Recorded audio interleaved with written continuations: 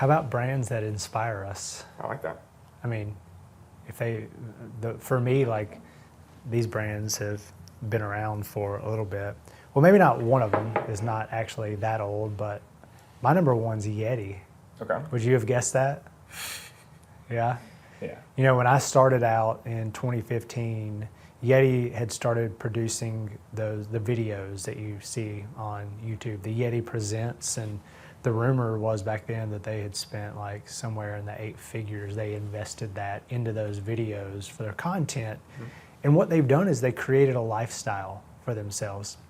They make a great cooler, really, really good cooler. And I don't know if they're the best out there. I don't follow the trends, but what Yeti has done is created a lifestyle. They are an aspirational brand for people. You know, if you don't own a Yeti cooler, you might have a Yeti hat or a sticker on your truck, or you might have a bottle opener or whatever. But, you know, most of my friends, a lot of my family, like the groups, the hunters, the fishermen, you know, the groups that I'm a part of, like Yeti is the cooler that they use because of the lifestyle. And that lifestyle is spawned from content marketing. All that content that they put out is just telling great stories that really resonated with people, that people latched on to and just wanted to be part of that community. So yeah, Yeti is the one that for the last 11 years has really been at the top of the list for me. You know, I wear 3 of their products, or I use multiple of their products, and that's Apple. You know, I got an Apple Watch and my phone and my laptop right here. And talk about a company that has stood the test of time. And, you know, Apple has not been without its faults too. You know, they started on a meteoric rise with Steve Jobs, got him out of there to their detriment, and he had to come back and rescue the company from bankruptcy. And ever since then, I mean, just look at what they have done with the iPod and iTunes and now the iPhone. And these computers are so sleek. I mean, everything about Apple is first rate for me. Like when you get an Apple product, like a new computer, the unboxing experience is insane. It is so satisfying to unbox a new laptop. I love it. The user experience and the interface of all their products, it just fits me perfectly. And obviously other, you know, millions, billions, however many people around the world who use Apple. And so that's just a company that I really admire, because even though their market cap is like over $1 trillion or whatever now, they continue to innovate. I think that from what I can tell as an outsider, that that Apple's culture is still the same culture that Steve Jobs had envisioned and that Steve Jobs really, you know, put into play there. So yeah, and then I don't know, from a branding perspective, like number 3 on the list for me, you may not have guessed this, is Nike. You know, I always use them as an example that, like, while we mostly work in like construction and home services and like that's our focus, like if I say all the time, if Nike calls, when Nike calls, we will consider them as a client. We'll strongly consider them. But, you know, I think it's the same with Apple too. It's the brands who you don't need a name to go with the logo. You know, Apple, Apple, Starbucks, Nike, like those are 3 that come to mind. Like you see the logo, you instantly know the company that it is. And so the way that Nike just overtook the sports world, you know, they did a great job with signing Michael Jordan back in the day. Like what a great move for them there. And so for me, yeah, it's Yeti, Apple, and Nike are 3 really, really popular brands. And, you know, maybe it's just super obvious, but it's obvious for a reason because of the companies that they are.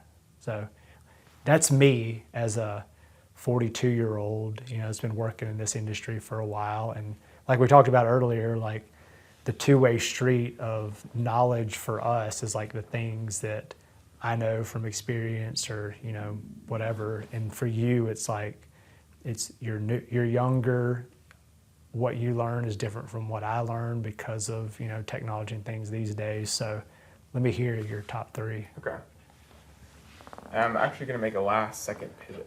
on one of my top 30s. Oh, well, My how last- about throw that in as a bonus? Okay, I'll throw that as a bonus. So you're going to see a big difference between our 3, I think pretty obviously. So the first one I have is Notion. I don't know if you've heard of Notion. Yeah. I may mention this a little bit to you, but it's a note-taking app. Okay. And the interesting thing about Notion is the pitch for Notion is like your app, it's like Legos. That's what? Like Legos. Like the pitch was the Lego of productivity tools. Interesting. So like the way Notion works is you have blocks and you have text, but it's like a Google Doc that you can just like maneuver and build however you want to. And so what Notion does really well is that it appeals to like mainly 3 people. It's founders and builders, and then like people who want to improve their life, like they call them like Life OS, like people who have built all these dashboards, health, finance, habit trackers, and then you have the people who just want to make something look pretty. And so Notion supplies all of those people. Yeah. And what's interesting about Notion is that it does these in a way that I like to call it like, they're kind of wanting to build with you in a way. Yeah. So like for the founders and builders, it's like you have one employee, you are a freelancer. Notion has a 1-person service, and you can put all your notes in here. It's never going to run out of space. You can customize it. It goes as big as you want, and it goes as small as you want. That's great because I use a Google Doc. Like every month, I just start a new Google Doc with like the name of the month and the Right. year, and then I just lose all my notes Yes. into the ether of Google Drive. Yes. So I should use Notion. I mean, I would strongly pitch Notion, and I'll get into like how I use it and stuff like that, and why I think it aligns so well with like Yeah. the vision that I have. Yeah. But the fact that like Notion goes as big and as small as you want it to go, and so you're a founder with 1 employee, freelancer. Notion has that service for you. This could be a podcast in its own. It's like our top 3 tools. Right. Yeah. And then you go as high as you want. You're a like tools or like people like Spotify, like a massive brand. Yeah. They use Notion, and they have a bunch of employees. Yeah. And so Notion has scaled probably with that founder the whole time. Yeah. And so they supply it that way, and also with the Life OS people. Daniel Eck. There was like 3 founders, I think. He was the main one. Yeah. And there's the Life OS people, which are just people who want to improve their life and have a service or a tool that allows them to get there. Yeah. And so how can Notion, you're like, if you want to get jacked and you're like fat or you're skinny and you want to get like the body that you want. Yeah. Notion is here with you here, and the Notion's here there. Yeah. Like they grow with you. Yeah. And then the other like minor part of it is like the aesthetic part of it. It's just gonna do it like in a cool way. Yeah. Like they're not gonna look like a boring notes app, and you can be like, I want this color, I want this font. You know, I feel like it looks a certain way. Yeah. It has like an Apple level mystique to it. Yeah. Where it's like we kind of have 3 options for you, and they're all really good options. Yeah. And here's kind of like if you want this, you have this, and you want this, you have this, and you want this, you have this. Yeah. And so it feels like Apple like made a notes app that was actually like that complex and scaled with you. Yeah. It has like that similar level of coolness factor to it. Like it has like respect amongst people, amongst the note taking community. And so that part I think is interesting, like where it scales with you. But what Notion did to like popularize itself, I think is a great like marketing, which is they use YouTube and they use like other creators. And so an idea that really skyrocketed Notion was in COVID. You know, everyone's like trying to fix their lifestyle. I'm gonna use this opportunity to get jacked or scale my business or whatever. It's like Notion like slides in. They're like, you know, we had built this tool, and then a bunch of creators are like, here's how I use Notion. Yeah. And so all these productivity YouTubers who want you to get you to change your life, they're like, here's how I use Notion, and you see all these creators that are sponsored by Notion. Yeah. And they're like, this is my dashboard, this is my dashboard, this is my dashboard, and it doesn't feel like an ad because it's like, I mean, this is like genuinely what I use to change my life. And they're giving you educational tips on how to use it. It fit perfectly. Yeah. And so it's just like a masterclass in being like, here's the problem that a lot of people are having. How can we Brilliant. how can we? That's great marketing. It's great marketing. And so just the idea of Notion created a service that appeals to people who just want to genuinely improve and grow and do it in a cool way. Yeah. And so I think that's why Notion's cool. I think for me, when I think about like using Notion or like any of the other apps or tools that we use throughout the company, it's like, that's just another thing for me to have to learn. Right. But, when I understand the value of it, it makes it easier for me to like to buy into it. Mm-hmm. Or like why they like you personally connect to their message. Yeah. It's just like people who want, I said like people who get genuine enjoyment out of building something. Yeah. Like all these people love scaling and building and creating, and Notion is just like another way to do it. Yeah. You want a pretty dashboard, you want to scale a beautiful business with all these like databases and stuff. Right. It's like there's Notion. Nice. Or if you just want a little place to capture stuff, there's Notion. All right, what's next? Next is Creator Camp. Creator Camp. Okay. So Creator Camp started. It's a YouTube brand. They're on Instagram. Yeah. I'll start with like what they are now. They are a indie film company. Okay. Who created a feature film in 90 days on a $100,000 budget. Okay. And is in theaters across the world right now. What's it called? It is called Two Sleepy People. Okay. And what happened was it's a bunch of YouTubers who were making videos online or TikTok videos or whatever, and they were like, I really don't like what they call the beastification. Okay. Which is when Mr. Beast came in and he, optimized and created videos that appeal to a mass audience. Yeah. And it created like a subculture of like hyper edited people trying to copy his formula. Yep. And so it kind of saturated it to a 10. And these people were like, I don't like that. Yeah. And they called it the YouTube New Wave. Okay. And they basically just tried to, go against the grain, like inspire people to really just be like, we want to keep what YouTube did at the core, which was broadcast yourself. Yeah. So here's my story, here's what I care about, and very more raw and peeled back. So it appeals to fewer people, but the connection is a lot stronger. Yeah. They then took those people, the YouTube New Wave people, and I guess they all got in a room and started brainstorming like, well, what's another problem that we need to overcome? Yeah. What's the highest level of beastification? Yeah. And they're like, it's Hollywood. Hollywood has these massive productions. They're spending hundreds of millions of dollars on movies. Right. And I feel like the outcome is just like, here's the sequel of the sequel. Yeah. And so like, okay, well, let's start. We're a bunch of indie filmmakers. Just like all this wasted capital, all these wasted resources Right. just being thrown at movies and these big time A-list actors, Yes. and for what? To make Right. the same movie over and over again. Right. And they're like, all right. So they start there, and they're traveling around the world. They go to Sweden. They do all these things.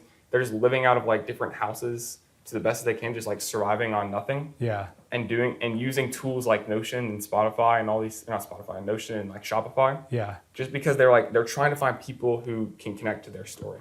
And they're doing it purely on YouTube, which is just a place to broadcast yourself. Yeah. They don't need the big media companies anymore. They don't need the distributors. They're like, we have a platform to excel us to get to where we want to go. And the way they do it is what's really cool. They've positioned themselves as like the way that their Instagram looks. Like I've shown the Instagram to our team a bunch. Like this is like, it's like people who have real personality showcasing their work in creative ways. Yeah.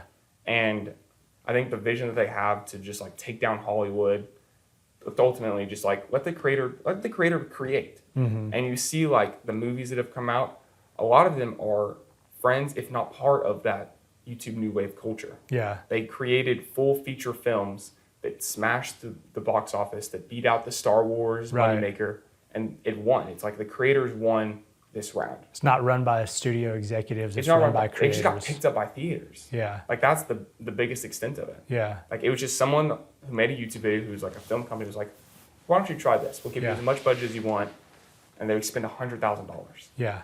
So I think that like revolution is what is cool. Mm-hmm. It's like the underdogs who want to change the corruption that's happened. Yeah. And although cycles may repeat or whatever, there's like the hope that you get in like following these young kids Mm-hmm. trying to figure out what they want to do and Yeah. making cool movies. Yeah. Very aspirational. All right. What's number 3? They call it Press Publish. So this is Press Publish. Have you heard of them? I have not. So Press Publish is by Colin and Samir. Okay. They've been in this creator economy for probably 12 years, I think, around that area. And they used to make lacrosse videos online. Lacrosse. Lacrosse videos, and they got picked up by the Lacrosse Network. So Okay. they've made the network of videos now. Yeah. It's a full, like the Lacrosse Network's a full Yeah. TV thing now. And they're the ones who like founded that or like were a major part of it. Yeah. And then So after like that, the game of lacrosse. Yeah. Okay. Yeah. And so after that, they quit their jobs, something happened, and they went into just starting their own thing and going on YouTube and making videos. Yeah. And what they ultimately decided on doing is talking about creators for creators. And so they became this North Star for other YouTubers, other creators, other people in the creator economy. And people kind of look towards them. They're like, what is Colin and Samir? They interview these massive creators. What can you learn? Yeah. But ultimately, what Colin and Samir are is they're documentary editors. They're filmmakers. Yeah. They kind of like force them to put in this like little box of like, we like this, but we ultimately love telling stories. Yeah. And what they relate to the idea, like really personally, is the idea of pressing publish. Like, what's more important than just getting the work out there? Is getting it out there. It's right? getting it out there. Yeah. And so they built this whole brand on pressing publish. They have a newsletter. Yeah. They have merchandise.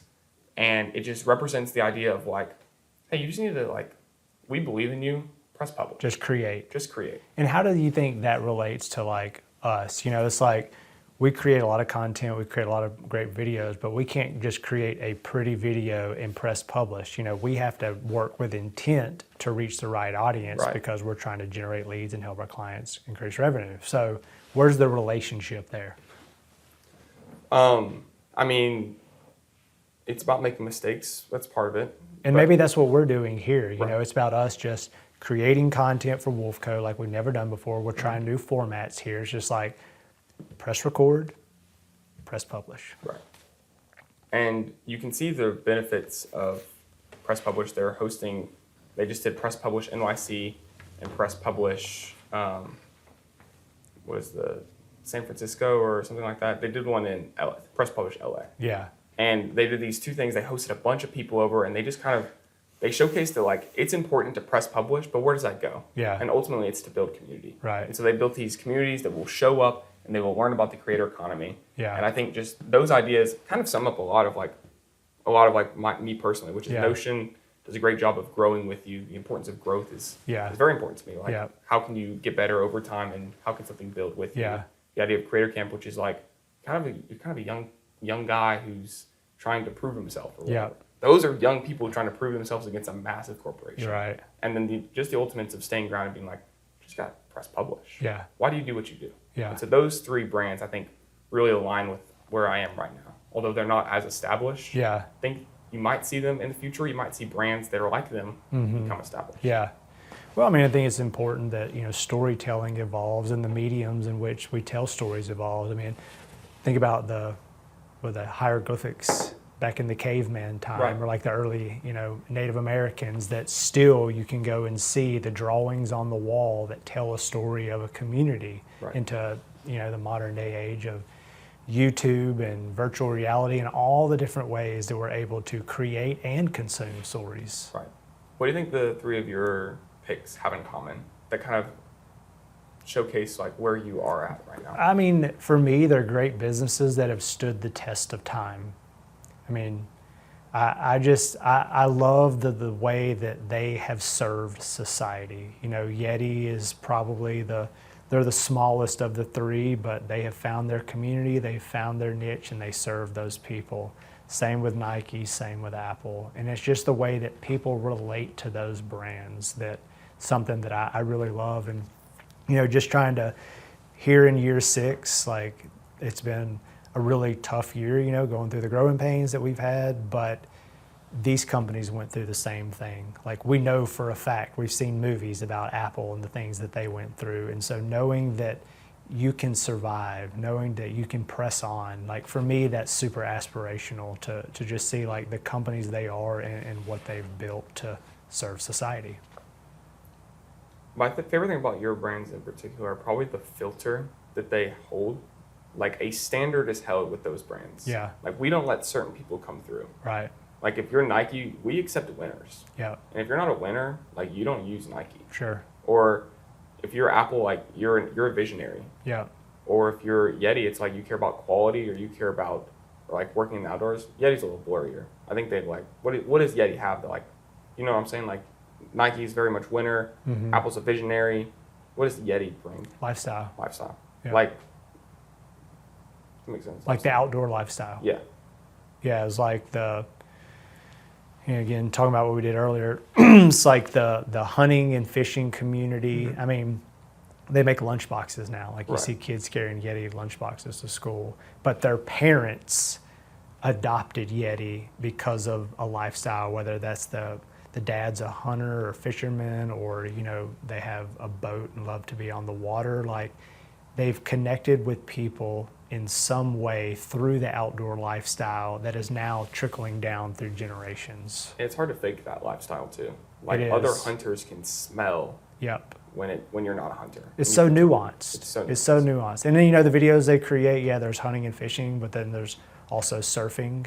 Mm-hmm. There's cooking, which is a big part of being an outdoorsman. Yeah. You know, it's like you harvest the game and you need to be able to, you know, that's the way that if you look back millions of years, like today we run to Publix or the grocery store and we get something to eat. You know, we don't need to hunt. But society 1,000 years ago, 100 years ago, relied on hunting, farming, gathering, you know, more localized communities that had to, they subsisted through hunting and gathering. And so, you know, I think Yeti is able to touch on a lot of that. You can tell that they care about the culture, they care about the history, and that just relates to the modern day outdoorsman. Agreed. So.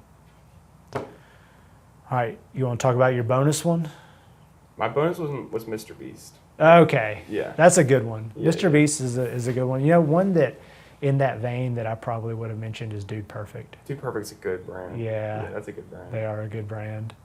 A friend of mine, he has young kids and they're huge Dude Perfect fans. Mm-hmm. And he took his daughter to Dallas about a month ago, and she wanted to go see the Dude Perfect, like the warehouse or whatever it is. And so they drove over there and just like parked in the parking lot, and they wanted to wait a little while and see if they saw one walk. I don't think they ever saw any of the guys walk out, but like their vehicles were there. But yeah, they've built an incredible brand through great content. And keeping like family friendliness at the core of it. Oh yeah. Like if they sacrificed that, Dude Perfect would not be nearly where they are. No, it wouldn't. And think about like from like a comedian perspective. So Jeff Foxworthy, you heard of Jeff Foxworthy? He had the great joke, "You might be a redneck if..."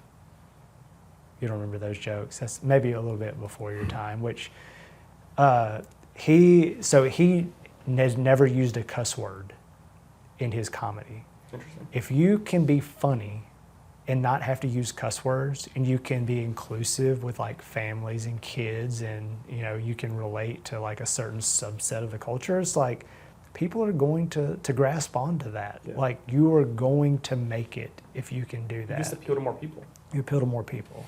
Yeah, exactly. So fun fact, when I started 11 years ago, I managed Jeff Foxworthy's Facebook page. Really? Yeah. He had a couple million followers, and all the content for about 16, 18-month period that was going out on his Facebook page was me. Huh. Yeah. Interesting. Yeah, you have to look him up. He's really funny. Cool. You ever heard of the Redneck Comedy Tour, like Bill Engvall, Ron White, Larry the Cable Guy? Not Larry, yeah, is it Larry Cable Guy? Yeah, I think so. And Jeff Foxworthy. Mm-hmm. I don't know. Anyways, Foxworthy is a legend. You have to look him up.